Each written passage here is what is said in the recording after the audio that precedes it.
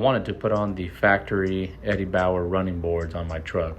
The driver's side had completely rusted out and fallen off, and the passenger side, as you can see, was just barely hanging on.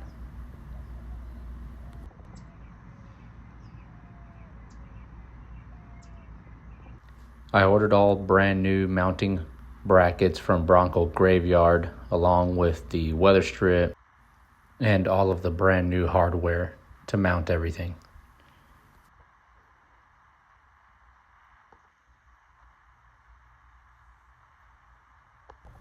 One of the big issues that everybody runs into when putting these running boards is, as you can see, the studs are just completely rusted out and useless. So I'm going to show you how I went about repairing them.